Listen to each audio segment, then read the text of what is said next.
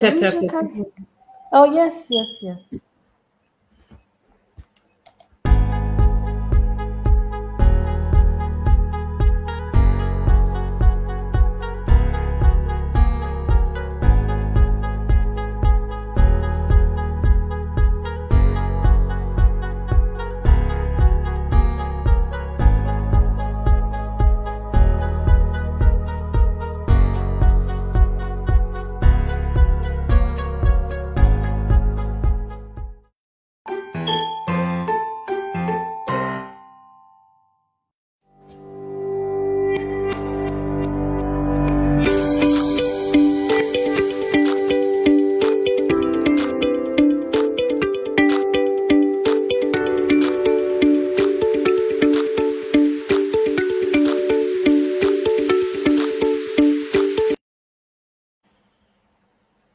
Good evening, everyone. Welcome to KIKIS CHAT SHOW. Today, I had no intention of having a show. I was taking some time out. And then I had a chat with this lovely lady who we're going to have a chat. And we're going to have a chat about something that is pressing on everyone's thoughts at the moment. And there's a little bit of news as well, which has concerned a lot of people. My guest today is amazing Grace Lois Danso. Hi. Hello. And she's passionate about a wide spectrum of issues pertaining to Ghana, Africa, and the world at large. She's spanning gender, race, governance, social justice, activism, and faith. And when you talk about faith, it means we're talking religion. And today's topic really is religion. Now, religion is something I don't do. I do not discuss religion because religion is personal, in my view. And I don't want people talking about what I do, where I go, and what I believe in, because that is me, really. That is me. And I don't really want to know about anyone else, because the minute you start talking or asking people, oh, where do you fellowship? And all of that nonsense, that is how I view it. I feel as if you want to enter into my psyche without my permission. So for me, my law is no religion at all on my show. However, this is different. In life, with everything, there are exceptions. And today, my guest, again, her name is amazing Grace Lois Danso, is going to talk about things which she views are questions that we should ask ourselves whilst we go about our lives and embracing our religion. Does that cover it, really? Yes, pretty much. Okay. Welcome to the show. Thank you. Thank you for having me. It's a pleasure. It's a great Likewise. pleasure. Now, I don't even know where to start with my questions at all. However, the question really is, what is it about religion that seems to engulf us to the point where we are, it's described as blind faith? Well, the answer to this question, I think it's not one single thing. I tend to look at it from a variety of lenses, right? There's the whole human fascination with our existence, how we came to be, what our purpose is on the earth, what happens when we finally die and leave the earth, right? And religion tends to fill that void, to help us explain and understand the world and our place in it, for the most part. And oftentimes too, it's connected to developmental issues, right? If you live in a system like ours in Ghana or the African continent, where there's abject poverty, there is a wide range of systemic inefficiencies and issues that are not being addressed appropriately, and there's widespread suffering and all these issues, you find that religion offers a lot of solace, a lot of comfort, a way to really navigate the troubles that we face in this dispensation, in this era of our world today, and just making it through day by day. And saying and acknowledging all this is not to downplay or be dismissive of religion. No, not at all. I think religion has its merits, it has its value to a variety of people. That being said, religion also has avenues for the destructive, right? The abusive, the wrong sorts of things that we shouldn't tolerate in our society. So it's a thing where you would hope that people will pick the very best elements and the best traits of that and amplify it, but it comes with the territory. You get the good with the bad. So, in a nutshell, I think from my perspective, this is why religion is such a big deal in the lives of people. Religion is a big deal in the lives of people. So, for you, and I'm not prying, it's only for the purpose of this show. Right. Are you religious? Are you, because you in your bio you say that you're interested in social justice and faith. So are you somebody who is religious, or are you somebody who is just looking at the bad things that's happening in our religion, our seeking for God? Right. I don't think I have a very clear or straightforward answer to this question. What I will say is I was raised religious, right? I was raised in a Christian home, and I've actually gone through quite a number of phases in this Christian faith of ours in terms of denominational associations. So I was raised in a church that was classified more as a deeper life church. A lot of people listening will probably understand what that means. It was a church where women couldn't wear makeup. I couldn't have pierced ears. I actually got my ears pierced when I was 5 years old after my mother split from my biological father. I've been through the Methodist upbringing. Actually, my maternal family is Methodist. Went through a charismatic phase, went through a phase of being associated with just a wide variety of churches, and then finally landing in an interdenominational church. Right now, as I'm sitting here, I haven't been to church in over a year because I'm going through this thing called deconstruction, right? Where you really break down your faith to analyze and figure out exactly what it is that you really believe, and if it's really the faith that you were raised with that you cling to, or if you have a different vision or model of faith that you would prefer. So as I'm sitting here, I would say I am Christian.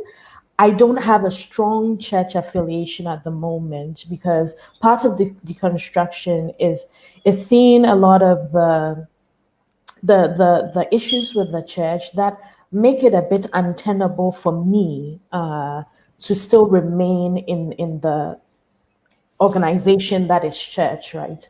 So right now, as part of my deconstruction, I've had to step away from the church system to be able to really look at it with more objectivity than being within it strongly and being influenced and having biases that probably would cloud my judgment. So this isn't to say that I will never go back to church. No, it's just at the moment I've I've taken a step away just to really analyze and look at things and figure out where I fit in church culture, if I have to fit Okay. in church culture. Okay, so when you say you're deconstructing, that means that you have actually been in the system of the churches, these churches that have risen up. You have actually been very steeped into it. Can you describe your feeling or your experience with the church and why you came out? Okay, so I've written quite extensively about my experiences in two specific church models, right? I always compare and contrast the charismatic Pentecostal church model versus the more orthodox, which is like your Methodist, your Catholic, your Anglican, Presbyterian type of model. And my experiences in both were quite different. One of the things that I really looked at was the model itself, the structure, the way it was governed, right? And I've had issues with how the charismatic church circles have been organized. Usually they center around one figurehead who is the be all end all of the structure, who has the final say. He or she is a very authoritarian figure that people dare not defy, people can't really question, as opposed to when you go into more old Orthodox circles, you have councils of elders that really govern the church. There's checks and balances. You have wider spread accountability than what I found in the charismatic church circle. So usually when I do my comparing and contrasting, it's to drill down on the places that are inefficient or aren't the best, right? Towards transformation, towards reformation, saying that, hey, this particular model opens up a path for abuses, a path for all manner of problems. So can we look at this and transform the way we do things? Can we look at this from even a biblical lens? Is this what is biblically required? Is this sound, theologically speaking? So just going through the different types of church models over the course of my life, I was able to see the ways in which the charismatic gatherings weren't a good fit for me, weren't building my faith the way I expected them to build my faith, and how often my issues with them boil down to accountability and checking abuse, and how those things weren't very satisfactory to my liking, to my standards. So that's how I kind of evolved out of the charismatic faith. Just feeling very stifled, feeling like I couldn't really air an opinion, feeling like I couldn't even have a dissenting view. When I moved to the Legon Interdenominational Church, one of the things that really endeared me to this church was there would be an annual general meeting where the church gathers, the whole church body, right? There would be an accounting of how the church is being run on the ministry level, on the financial level, on the social level, all levels. And everybody was invited to give input, to raise concerns, to question, to offer suggestions, right? And immediately that was a sharp contrast to what I had exited in the more charismatic church circles. So this has been kind of my journey, and these are the things I wrestle with back and forth in contemplating faith and how we're doing it, especially in Ghana, and how we can improve on the things that are not going so well. So really, the issue is financial accountability. It's one of the big issues. It's not the only issue, but I think financial accountability is a huge one. In the recent case that has cropped up with Lighthouse Chapel, we see that finances are at the heart of the issues being put forward. Paying pastors a fair and living wage, paying their pensions, requiring members to contribute, or the pastors to contribute exorbitant amounts of money towards the central figurehead of the establishment, when even looking at their salary, you can't compute and make sense of how they are ever to raise the amounts being demanded of them. And so finances are really a strong and key component, but I think that's not the only issue to look at in these matters. I think looking at authoritarianism, looking at theology, looking at problematic teachings, looking at how dissent is handled. When these issues come up, a lot of people will make up all sorts of excuses for the figurehead, try to absolve them from being held accountable. And they do that by leveraging the messages and they've been fed over and over and over again from the pulpit about loyalty, about who can question or who can raise an issue concerning the conduct of a man or woman of God. So when you've been receiving such messaging over and over and over again, it impacts the way you react to some of these things. So if you notice, a lot of us who are speaking up about these matters are people not connected to the particular church, people who are external to the particular church. Those within are locked into the culture that has been created over years and years of programming, theological programming, that has taught them to never question the central figurehead. That is disconcerting. But then again, people like to go to church. Church is where 2 or 3 are gathered, there am I. That's what God said. So people go to church, which is one of the reasons. Now, people like to be in fellowship because what you learn about churches, if something happens, from my childhood, churches give to poor people, churches give to, there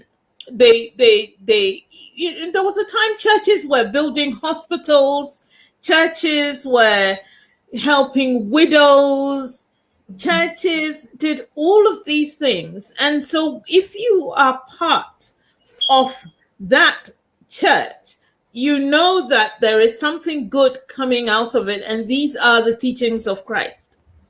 Yes, and very true. And even till date, those things are happening. Churches are still building and contributing amenities for social good, and I think that is always commendable. That's a great thing.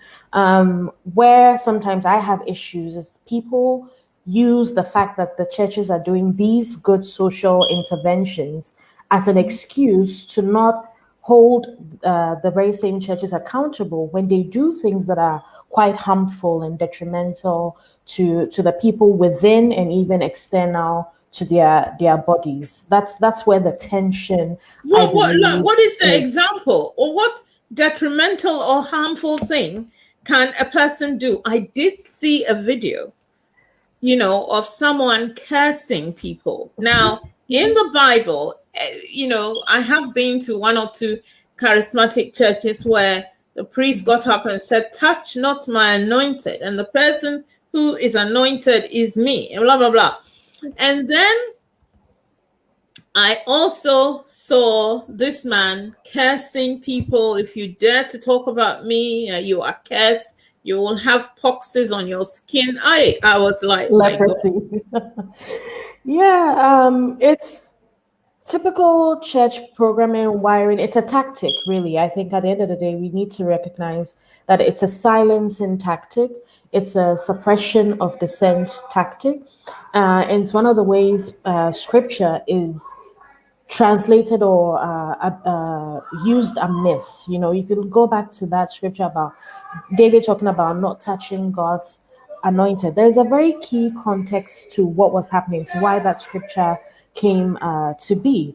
But our leaders of today have twisted it and exploited it for their self-seeking purposes, because they do not like accountability. They do not want to have to answer to anybody but God himself, right? They feel they are above reproach, and if they make allowances for people to be constructively critical of the things that they do, I think there's an ego issue there, right? They internalize and make it seem like, okay, if if you can question me, if you can question what I do, then maybe I'm not as good as I think I am, or as good as I think I need to be. And I think one thing I want to bring up is there's this very strong spirit of competition, especially in the charismatic church circles. I've been in them long enough to know this, to attest to this.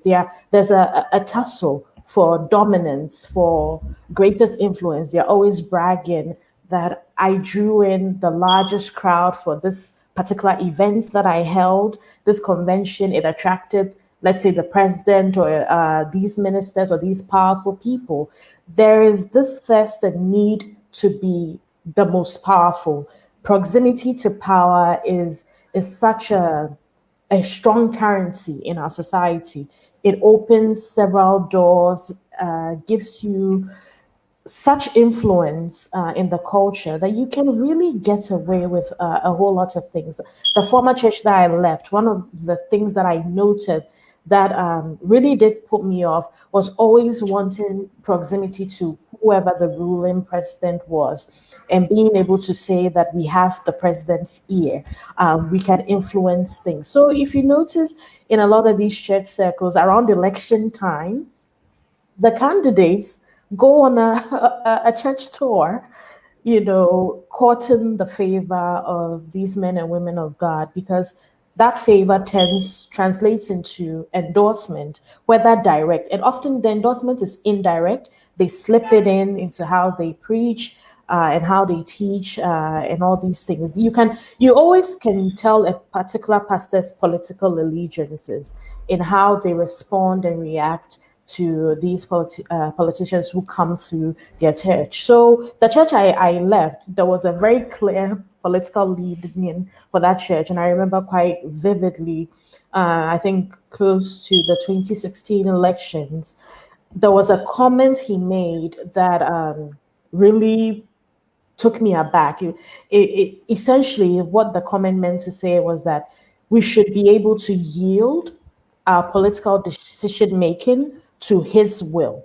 He should be able to direct us on how to vote politically because he knows best. And essentially he's our father. He has our interest at heart, and all that kind of thirst for influence. So it's power, it's currency to be able to do and expand and reach very hard to reach places. Look at our land issues, for example, in this country. Imagine if you are powerfully connected to the land minister or the president or whoever, and you are disputing a parcel of land that you need to expand your church. You are more likely to make headway than the person, your opponent in the dispute, because one, you are a powerful man of God, and two, you are powerfully connected. So there are all sorts of consequences and implications for why these things happen the way that they do. And if you're not steeped, or if you've never really been on the inside of this kind of culture, it wouldn't readily connect. It would all seem strange, bizarre. Why is this happening? It doesn't make sense. I've had people talk about how they are not empathetic about for the plight of the six bishops and pastors who have now sued Lighthouse Chapel, because they think you're university graduates. It means you have a certain level of intelligence. You should have easily seen that something was wrong and made an exit. And I try to say, no, not so fast. It doesn't just happen like that people surrender their thinking, their mind, their thought process to these men of God. It's a gradual process. There's the way they win you over. I think before the show started, I was discussing this with you, how they draw you in and attract you to themselves.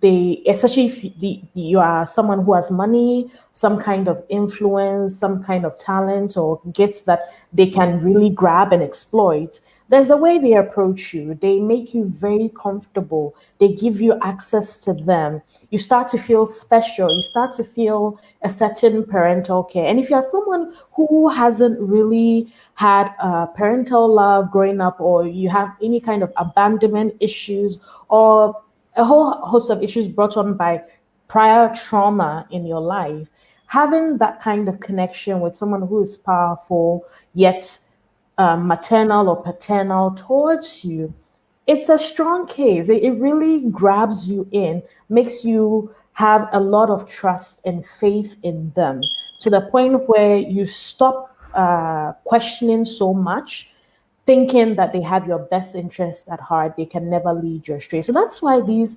pastors could just come in and give it their all, right? Because they found people who have shown them love, a sense of belonging, a sense of worthiness. And so they buy into the vision of these men and women of God, saying, we're building this for the Lord. We're going to win souls for Christ. People take their salvation seriously. We shouldn't dismiss that. People really do. People mean the pledges that they make to God. Like, oh, God, you came into my life. I really value the salvation you brought to me. I want to help others attain that as well. So I'm going to do my part and labor for you.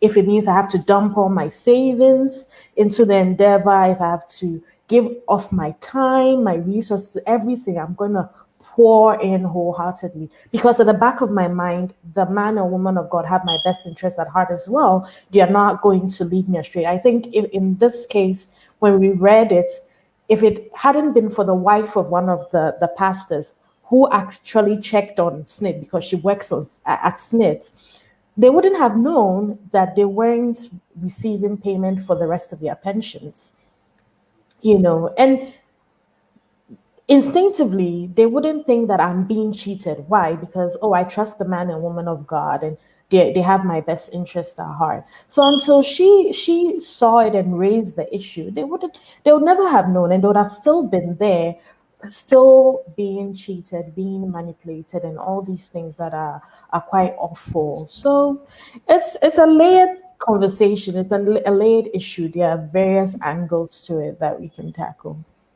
When you are talking about the people, those 6 pastors and that, is it true that one of them actually tried to commit suicide or committed suicide? Or Yes, he made 3 attempts to end his life. Yeah, and he detailed each attempt and what happened. The last attempt involved him even taking a blade to his private parts, and nearly bleeding out to death. And I think that's the pain of that is when he gave up on trying to end his life. But why was he trying to end his life? He had gone through a whole lot of trauma at the hands of the church, invested so much only to lose out, have nothing to show for it in terms of return, being transferred, the demands of the ministry, putting a strain on his marriage. And so he actually lost that marriage. And I think that was the trigger for the suicidal ideation and the suicide attempts. So the consequence of the abuses he suffered was him becoming a very suicidal person, and he had to leave to essentially free himself from the damage that the abuse had done. And I think I would recommend serious therapy for him and the others if they're open to it. I know the church has some teachings about what depression is and where it comes from, and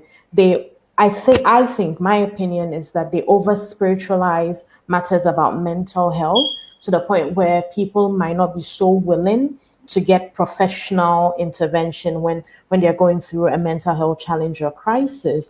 But I hope now that they've left, they would disabuse their minds from that and seek that kind of help, because the abuses were pretty long term, and I can imagine the toll it's taken on their overall well-being. I think it's really sad. And I think we all, the whole country needs to reassess what the meaning of spirituality, religion, and as you said, people want to go to heaven and all of that. I think we really need to, because sometimes people are so wicked, and yet they think when they go to church on Sunday, they are absolved.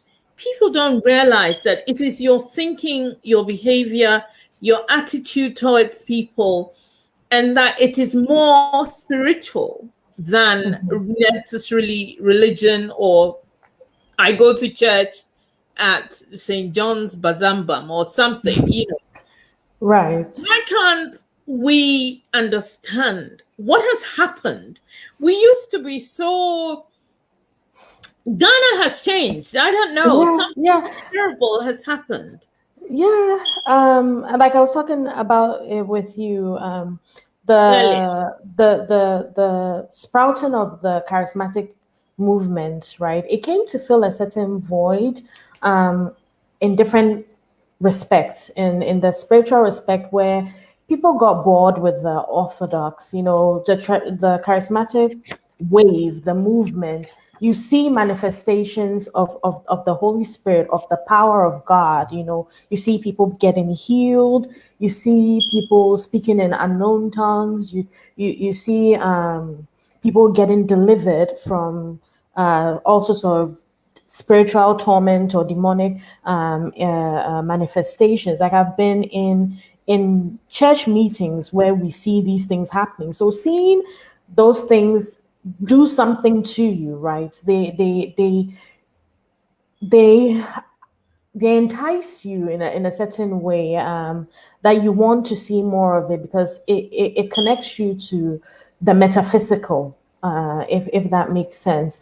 And then also I go back to developmental issues. We're living in a country that hasn't really that has failed us. Let's be honest about it. A country where we have serious issues with poverty, meeting people's basic needs. So any and every solution available, people are going to take it. And so if a spiritual or religious leader is offering you or is marketing to you and telling you that if you come to me, if you do this, you follow this direction, you follow this teaching or whatever, this is the end result. You will get blessed, you will get healed, you will get money, what have you. People are going to give it a legitimate shot, right? Because the system is difficult. The system is tough for anybody to succeed. That's why this priestess, who's also in the news, Nana Agrada, had a following of people who tune into her show for the Sika Gari, where she professes being able to multiply your finances for you if you send her some money, etc., etc. People are desperate. So but did people, what is interesting though is, yes, okay, so this woman, for example, the Sikagari woman, you give her money, she doubles it, and then you make more money. Yeah. Do people actually get the money though? I can't speak to that for certain because I haven't really delved so deep into it. But there are gimmicks. These things are gimmicks. Even I've been in church circles where I've heard the preparation for testimony, right, backstage, and how they strongly embellish the so-called testimony just to essentially get people to part with their money, as psychologically thinking they are buying or sowing, that the language is sowing into this person's testimony. You're sowing the future. Seed. Exactly. So there is a whole con system, and I'm not saying that to dismiss all of these things. That okay, some people don't give and actually get some kind of result. It probably happens. I have, as a person who was immersed in that culture, in exercising my faith and saying, okay, God, I'm giving you this. Please open such door. The doors have opened to me in the past. As to whether it was because I actually gave, or it's because God saw my heart, or it was just a matter of coincidence, I don't think we'll ever know till it all ends. And if there's an afterlife and things are revealed, things are revealed. So they are filling a certain void, a certain vacuum, a certain lack that's in the system. That's why they do get people. They really do get people. And I was telling you earlier, this former church that I used to be a part of, there was this thing called the altar, and people sewing or going to the altar. So if someone had a job application, they would actually have to go touch the application to the altar to have a certain confidence that they will prevail. They couldn't feel confidence in their skill set alone. And I go to connect that back to the developmental issues. The fact is, jobs are not widely available in the system, right? So there's very limited slots for opportunities with masses of people with a lot of qualification, right? So logically, you need some special grace or some special standout marker, right, to make headway in our kind of system. So that's why people connect so strongly and say that, okay, if I go to the altar and I pray about this, the spirit of the altar is going to follow this application and prevail for me. It makes perfect sense. It sounds wacky, it really does. But if you really break it down and connect it to developmental issues, it starts to make sense. You start to connect the dots quite easily. And because the system is so broken, these pastors are able to exploit it with just a few testimonies, right? Every Sunday, for instance, let's do this mathematically. You have a congregation of about 1,000 people, right? But then maybe only 5 will come give testimonies, right? That 5 alone is enough to convince the rest of the 995 that, oh, wait, okay, maybe if I do exactly what they did, the same thing will happen to me. But in reality, it doesn't translate that way. There are maybe just 90 similar slots available. How are the rest of the 900 plus people who want the same slots going to get it? It doesn't happen. But then because the teaching has reinforced doing some of these things over and over and over again, people are content with waiting for a delayed blessing, right? It's like, okay, it's not my turn today, but because of your testimony, I know maybe at the right time, God will provide that blessing to me. So it's a cycle that keeps going on and on and on. We keep feeding into it. We keep exercising, and these pastors don't even have to do much after they've hooked you the first time because it's worked for, let's say, 5 people. Could it be? And this is an open question. Even guests, even the listeners can answer it in the discussion comment section. Could it be that we are a very superstitious country? And because of our superstition and fear, because it looks like the pastors are feeding on our fear and our superstition. And exactly. If it is not the devil, then it's God. Therefore, and of course, when the white man came, they made us believe, or they made people, the masses believe, that the medicine man and all of these other African gods and things are all evil and they're Satan. And that it is only through Christ that, so then in comes these churches, and then they are impressing upon us that there's a pastor in Nigeria who makes phone calls to God in church. He calls him, hello, God. So, and then you believe that the pastor is next to God and all of that. Therefore, you are afraid. There is fear, and you do not want to upset them. So when they say bring 500, you take it, 2,000, whatever it is that is going to make your life easy, because people's lives are not easy. Exactly. It precisely, you've captured it so well. Like I said, you have to connect it to our developmental issues. And then also we have a superstitious disposition as a nation. We can go back into history as to why that is. I mean, we've had a culture that has dabbled in the supernatural and the metaphysical since our existence, even before we had contact with the colonizers or the colonialists. So the superstition is a very big part of it, and these pastors are very much aware of it, and they play on it. So if you see a pastor who is doing a deliverance, or who by virtue of praying for someone, a certain door opens, if that pastor walks up to you and tells you, hey, the witches in your family, they're trying to kill you, you have 30 days, they've planned that on the so and so of September or so, you have been marked for death,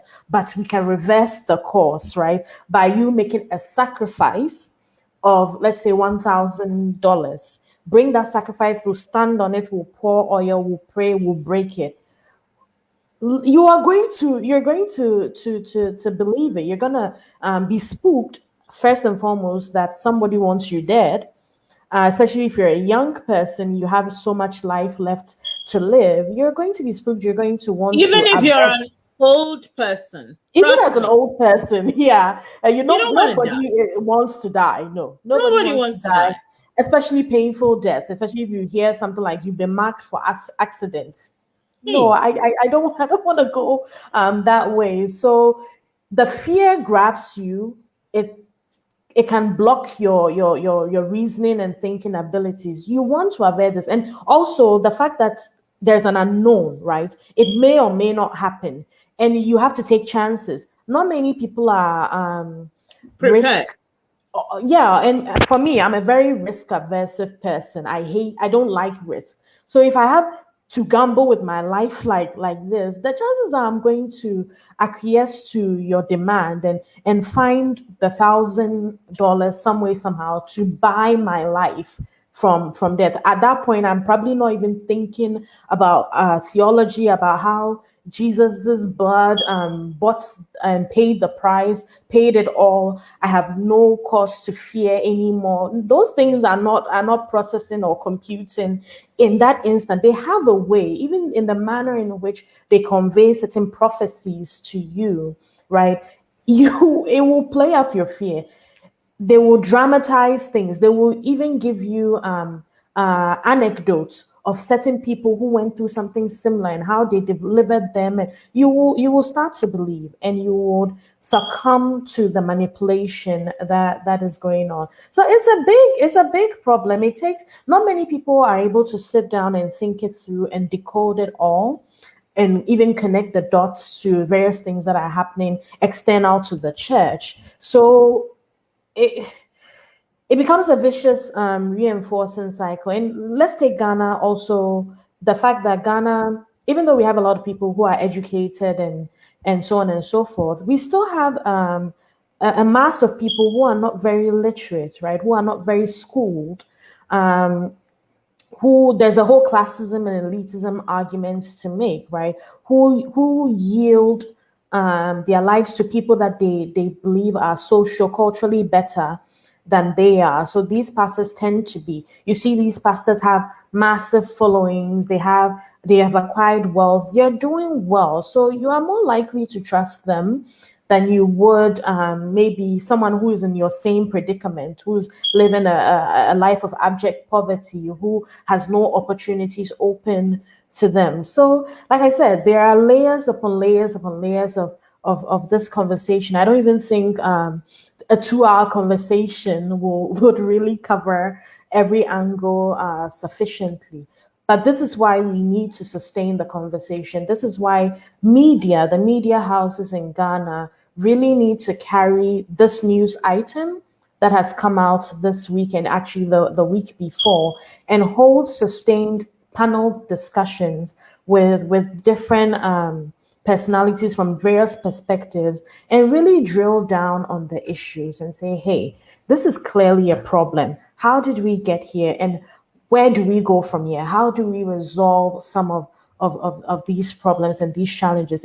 We shouldn't do this thing where we let the fear prevail, right? And so we shut off conversation. We try to silence anybody who dares to speak up and share their experience or their learnings or their insights about what is happening. I think I really want to really throw that challenge out to the media houses, that don't let this issue die. Don't let it be silenced to death. Let us talk about it. And talking about it doesn't automatically mean we're condemning Bishop Dag or all church or various church leaders. It's like, no, we have a problem. Let's resolve it towards reformation, towards transformation, towards ensuring that nobody is abused or taken advantage of in any way, shape, or form. That is my personal goal and my intent in speaking about these issues over and over and over again. I'm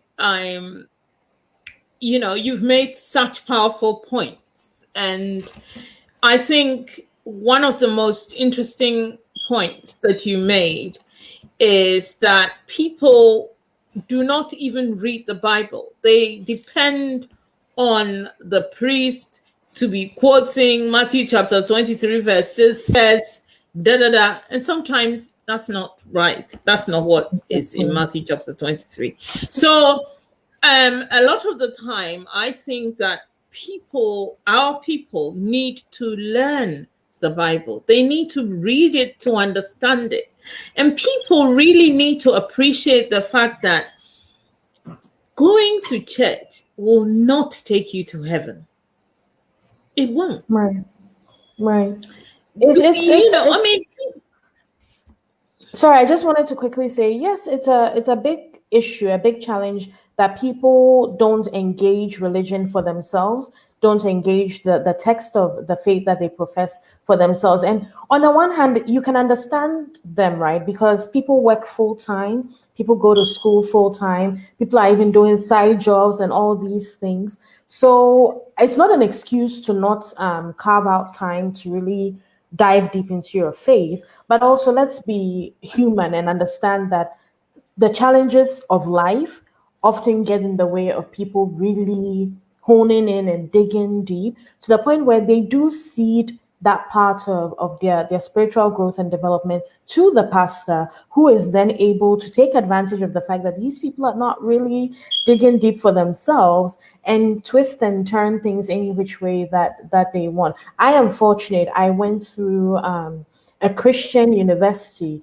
where I was required to study theology, to learn about the Bible, eschatology, exegesis, hermeneutics. I went through training as though I was going to seminary because it was part of the degree fulfillment requirement. So this is part of the reason why I'm able to hold these conversations and have insight into what's going on. Why? Because I've gone through formal training and education that I paid for in getting my bachelor's degree that enables me to really understand how to really read the Bible, how to understand biblical history, and use that in exegesis in how I read into the text. So I am privileged in that regard. How many people have access to that kind of education? Not many. So it shouldn't surprise us that we have or run into these challenges where people really don't know God for the God that they profess for themselves. I think that, as somebody said, that it's the government. The government really needs to get involved and address these issues. Rwanda has done it, and we have so many issues that make us uncomfortable, and yet we're still embracing this, and there is so much corruption inside of all of this. And we're talking about Christ and the simplicity of Christianity, and yet Christianity seems to be engulfed in all sorts of negativity, and it's all hush hush because of one reason or another. And then we have Ghana, where everything is underneath the umbrella of Fama Nyame, and so etc., etc. But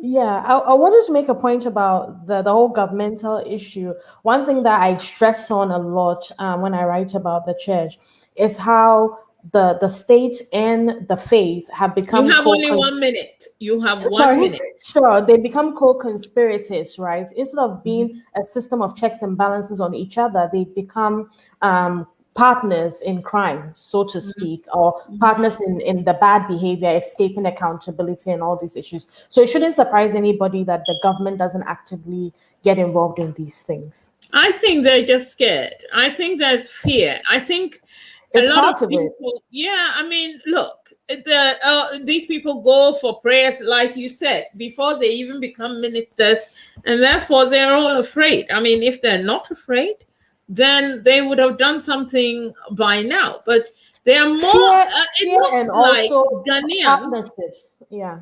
they are more afraid of the priest than of God, Yeah, because yeah, yeah. you will do things which is wrong in the sight of the Lord, but you're still doing it. Exactly. But if This anything has offends the pastor, I'm done. Yeah. this has been a very interesting discussion. As I said before, I try not to discuss religion and sex. Those two subjects are really not my area. What I know is what I think, and I don't know Right. anything more, and I don't want to share what I know. I don't care what people do. I don't care whether you go to church, you don't go to church. It's your business. My religion is my personal business, as my sex is my personal business. Therefore, but today I had this amazing lady who is called Amazing, actually. And she had so much which she has shared. We have learned a lot. I think all of you listeners out there, your first point of call is to educate yourself with your own Bible. And then you move on. My grandmother has read her Bible to the point where there are lines, pencil here, line here, this question mark here. That's somebody who is doing her Christian duty. And when they quote something to you, they know what they're talking about. Now, Yeah. I think that's how we need to go. If you want to be a Christian, do not really, really depend on someone else to teach you who God is. You can do it yourself. I want to thank you again. Amazing. I want to thank my listeners. I want to thank everybody who's going to share this. I want to thank everybody who has learned something from it, because that's the whole idea of the show. The show is for women, by women, to women all over the world. And you can bring in your husbands, sons, friends to share this womanly gift that Amazing has brought to the table today. Thank you for having me too. It's a pleasure. Today I have a cold, so I'm chewing my ginger as I'm talking to you and all of that. I know people Okay. are wondering, why is she doing this? I'm sure my producer is going to be thinking, you should not be chewing. I am sick, okay? So I'm chewing. Get well soon. Thank I you. will pray for you to Thank get you. well. Thank you very much. Thank you. Bye bye. Be well. Bye You can bye. stay. You can stay though. Sure. But Sure. everybody else, thank you for watching, listening. Thank you very much.